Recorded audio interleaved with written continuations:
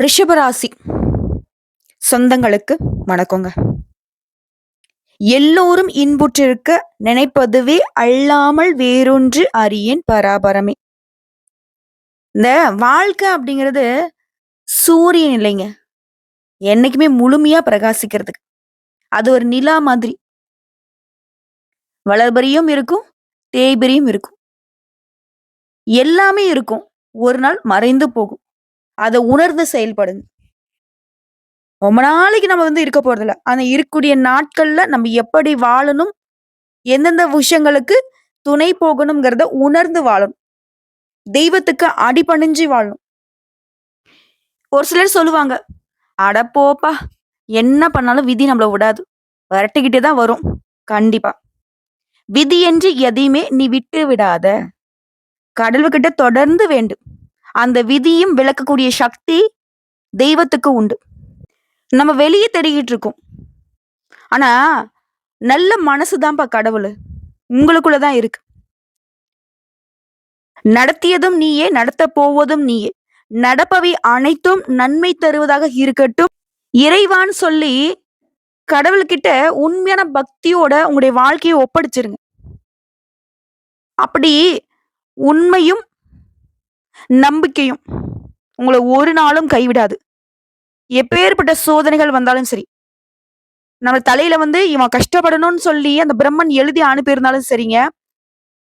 நாம அந்த கஷ்டத்த கடந்து போகுறதுக்கு தெய்வங்கள் துணை வருவாங்க. ஒரு சிலர் சொல்ல கேள்விப்பட்டிருக்கீங்களா? அந்த ஒரு நொடி இந்த கடவுள் என்ன காப்பாத்தலன்னா, என் வாழ்க்கை முடிஞ்சிருக்கும். அந்த மாரி நெறைய சம்பவங்கள் நெறைய பேர் சொல்ல கேள்விப்பட்டிருப்போம். அது நம்ம வாழ்க்கையிலும் நெறைய இடங்கள்ல நடந்திருக்கும். நம்ம எல்லாரும் கடவுள்கிட்ட வேண்டுறது என்னங்க? பிரச்சனையே இல்லாத வாழ்க்கைய கேட்கிறோம். ஆனா கண்டிப்பா அது கடவுள் கொடுக்க மாட்டாங்க.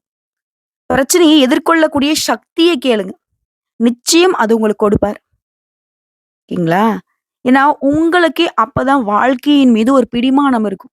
நான் எவ்வளவு கஷ்டப்பட்டு இந்த வாழ்க்கைய நான் வாழ்ந்துட்டு இருக்கேன்னு தெரியுமா? நீ எவ்வளவு கஷ்டப்பட்டு இந்த வெற்றியை அடைஞ்சிருக்கன்னு தெரியுமா? கஷ்டங்கள் வந்தாதான் இன்பத்திற்கே தகுதி. புரியுதுங்களா? சர்வசாதாரணமா எல்லாருக்கும் எல்லாம் கிடைச்சுட்டா, அப்புறம் நல்லதுக்கும், கெட்டதுக்கும் வித்தியாசம் தெரியாது. சுகத்திற்கும், துன்பத்திற்கும் வித்தியாசம் தெரியாது. யாருமே உண்மையா இருக்க மாட்டாங்க. யாருக்குமே உழைப்போட அருமை தெரியாது. புரியுதுங்களா? நெறைய விஷயங்கள உங்களுக்குள்ளே கேள்விகளாக வைக்கிறப்போ, அத தெய்வங்கள் கிட்ட பதில தேடுங்க. குறிப்பா தூய்மையான சிந்தனைகளுக்கு சொந்தக்காரர்களான ரிஷப ராசிக்காரர்களே, நெறைய வாழ்க்கையில கேள்வி வச்சிருக்கீங்க. அது இறைவன் கிட்ட வைங்க. உங்களுக்கு அதற்கான பதில கொடுப்பார். நம்ம தேடக்கூடிய அனைத்துமே நமக்குள்ள தான் இருக்கு. நம்ம அத தேடக்கூடிய விதத்துல தான் அது செயல்படும். அப்படிதாங்க. தெய்வம் இருக்கு. என்னுடைய வாழ்க்கைய சிறப்பா மாத்தி குடுக்கும்னு நம்புறீங்களா? கட்டாயம் அது நடக்கும். ஒரு சிலர்லாம் பாத்தீங்கன்னாக்க, நம்மளோட வீடியோ பதிவுல நெறைய பேர் பேசுவாங்க. "அட இந்த பொண்ணுக்கு என்னப்பா ஜோசியம் தெரியப்போது ஒண்ணுப்பா, அது ஏதோ ஒண்ணு பேசிக்கிட்டு இருக்கு, உளறிட்டு இருக்கு. யாரோ எழுதி குடுக்குறாங்க, யாரோ அது பண்றாங்க." சரி என்ன வேணா பேசிட்டு போங்க. பட் உங்களுக்கான பலன் உண்மைன்னு நெனைக்கிறவங்களுக்காக நான் ஒரு விஷயம் சொல்றேன். ஒவ்வொரு வீடியோ பதிவுமே உங்களுடைய வாழ்க்கைக்கு ஒரு மாற்றத்தை ஏற்படுத்துங்கிறத நம்பிக்கையோட தாங்க நான் ஒவ்வொரு நாளும் வீடியோ பதிவே நான் பதிவிட்டுட்டு இருக்கேன். நல்ல விஷயங்கள யார் வேணா சொல்லலாங்க. அதை தான் நானும் செஞ்சுகிட்டு இருக்கேன். எனக்கு ஆதரவு தரக்கூடியவங்களாக இருந்தீங்கன்னாக்க, கமெண்ட் பாக்ஸ்ல பதிவிடுங்க, லைக் பண்ணுங்க. உண்மைகள் உரைக்க சொல்லப்படட்டும். உண்மைகளுக்கு என்றும் ஆதரவு கிடைக்கட்டும். சரிங்க. தலைப்பு பார்த்திருப்பீங்க.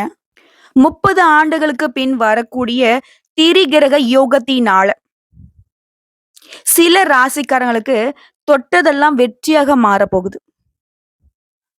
சொல்லப்போனா வாழ்க்கையில உச்சத்தை தொட போறீங்க. இன்னும் ஒரு படி மேல சொன்னா பணமழை கொட்ட போகுதுங்க. இனி எல்லாமே உங்க வாழ்க்கையில சக்சஸ் தான். தோல்விங்கிற பேச்சுக்கு இடமே இல்ல. அது என்னம்மா திரிகிரக யோகம் அப்படின்னா என்ன? எதனால அந்த யோகம் உருவாகி இருக்கு? இதெல்லாம் ரிஷபத்திற்கு என்ன பலன் கேக்குறீங்களா? முதல்ல ஜோதிடத்துல அந்த திரிகிரக யோகம்னா என்னங்க?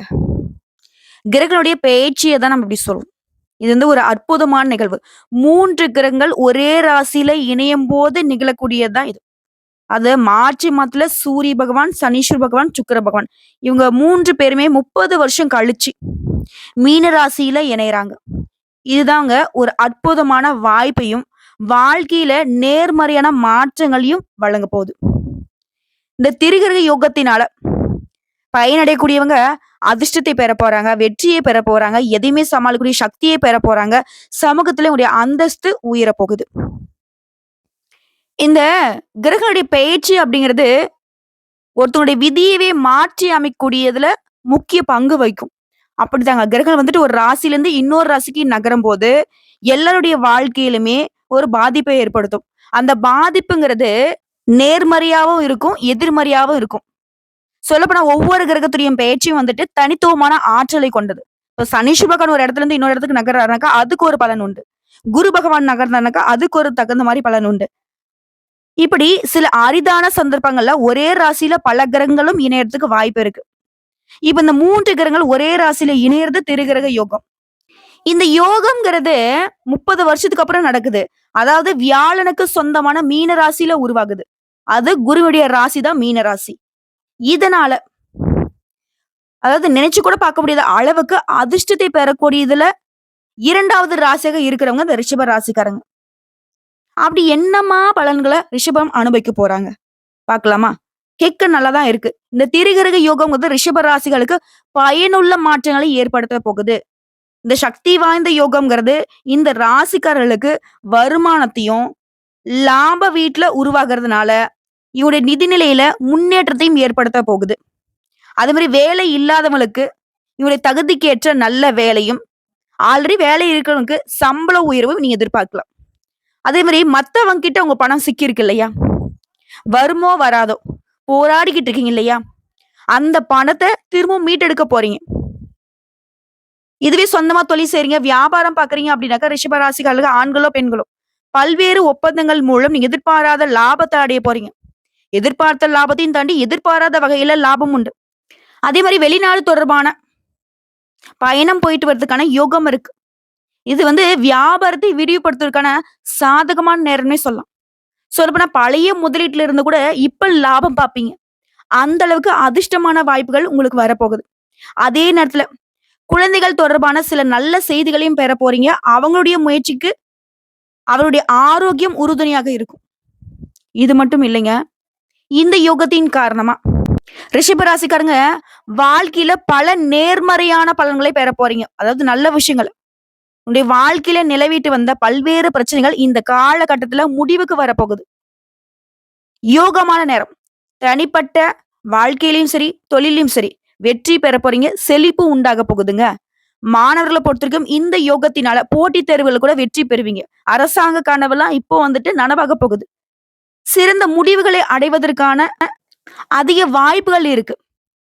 சொல்லப்போனா மாணவர்களுக்கெல்லாம் விரும்பிய பள்ளி மற்றும் நிறுவனத்துல சேர்க்கை கிடைக்கும்.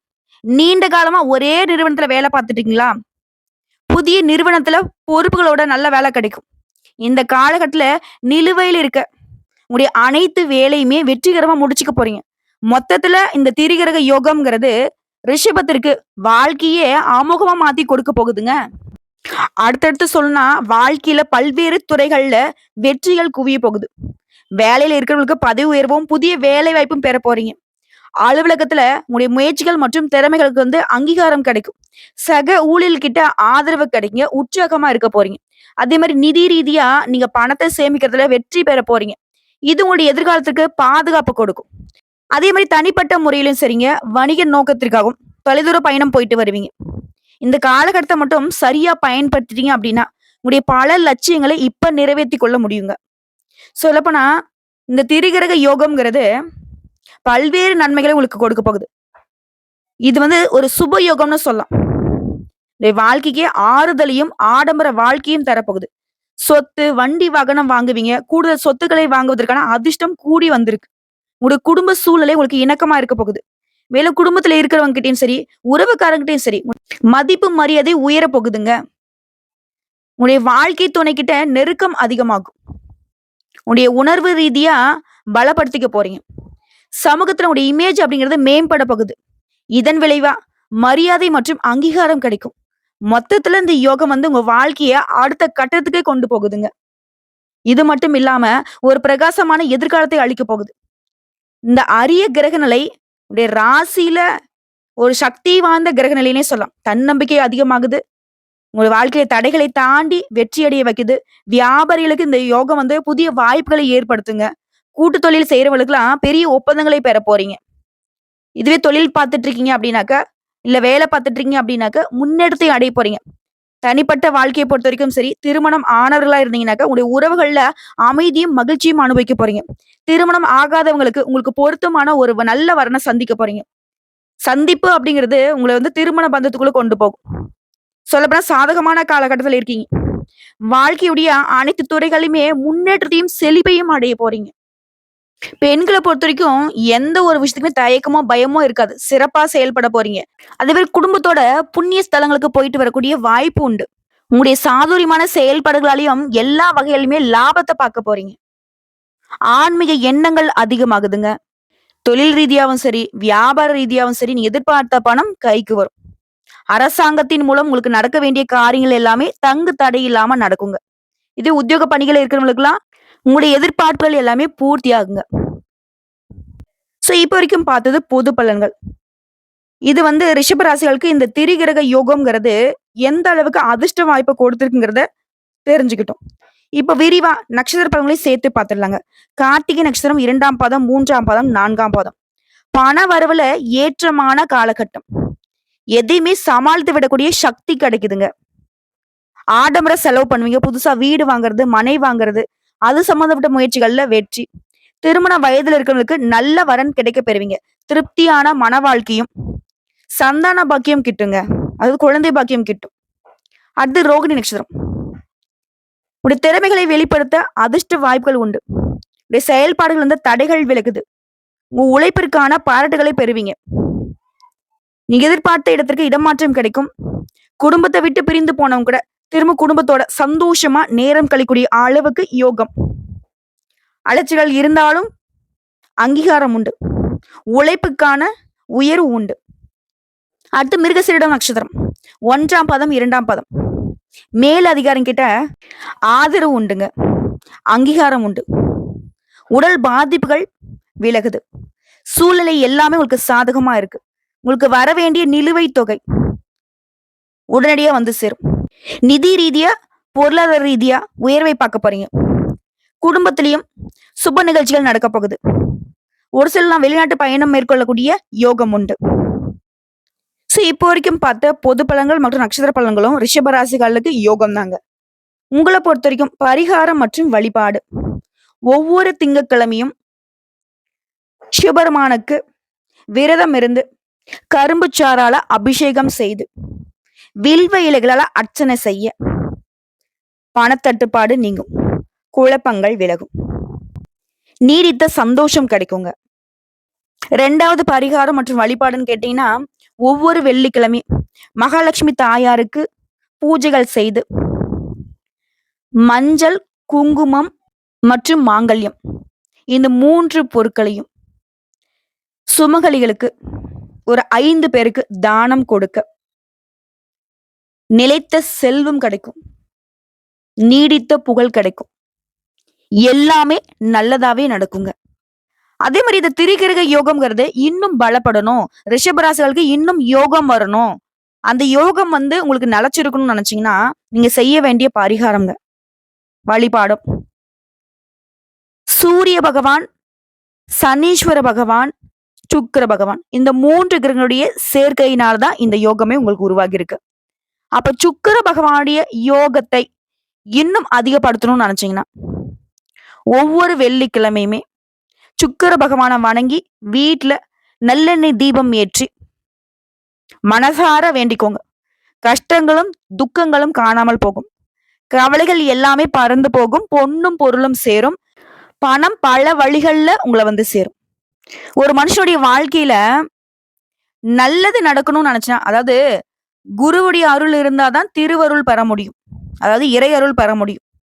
அந்த மாதிரி தாங்க சுக்கிர பகவானுடைய அருளை பெறுவதும் மிக மிக அவசியம். ஏன்னா திருமண யோகத்துக்கும் சரி, வீடு கட்டுறதுக்கு, மனை வாங்குறதுக்கு, சொத்துக்களை பெறுவதற்கு, சந்தான பாக்கியம்னு சொல்லக்கூடிய குழந்தை செல்வதற்கும், பொருளாதார பிரச்சனைகள் இல்லாம போகிறதுக்கும், கடன் தொல்லை இல்லாம போகிறதுக்கும், வாழ்க்கை வளமா வாழ்றதுக்கும் சுக்கிர பகவானுடைய அருளை பெற வேண்டும்.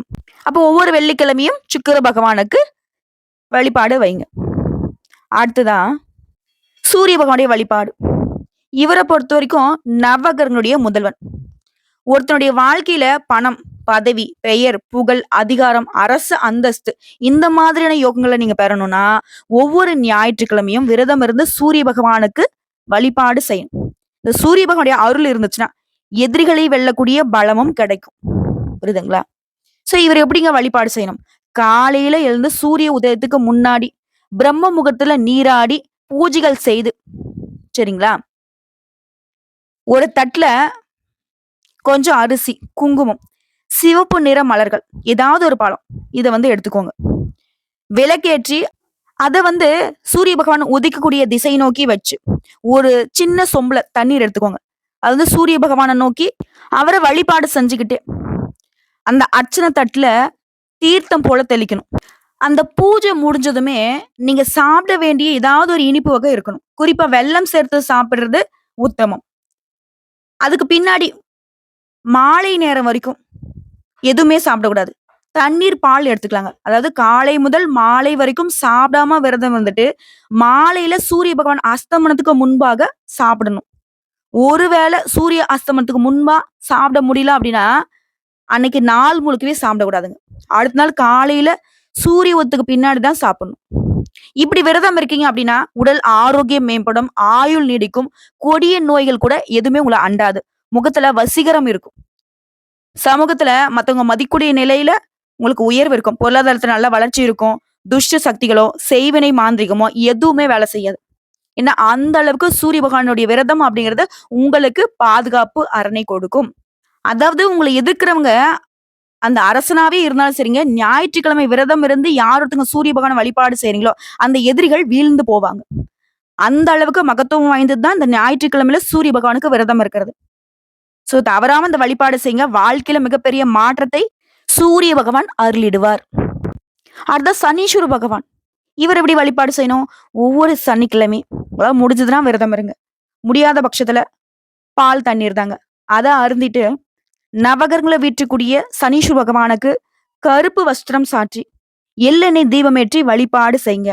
அதே மாதிரி இல்லாத ஏழை எளிய இல்ல ஊனமுற்றவங்களுக்கு, வாழ்வாதாரமே கேள்விக்குறியா இருக்கிறவங்களுக்கு உங்களால முடிஞ்ச பண உதவியோ, பொருள் உதவியோ, இல்ல சாப்பாடோ வாங்கி கொடுத்தீங்கன்னா சனீஸ்வர பகவானுடைய கருணை பார்வை கிடைக்கும்.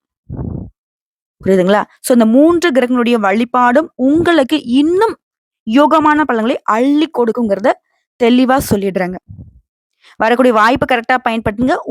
எல்லா விதங்களிலுமே தெளிவா இருங்க. தெளிவான சிந்தனையோட ஒவ்வொரு விஷயத்தையும் அணுகினால் வெற்றி நிச்சயம். இது கடவுளோட சத்தியங்க. வாழ்த்துக்கள். பலன் பார்த்து உன்னை வணங்கவில்லை சிவனே, உன்னை பார்த்த கணமே மகிழ்ச்சியில் ஆடுது என் மனமே, சிவசிவ பெருமானே. ஓம் நமக் சிவாய. தென்னாடுடைய சிவனே போற்றி, எந்நாட்டவருக்கும் இறைவா போற்றி போற்றி. எல்லாம் சிவமயம்.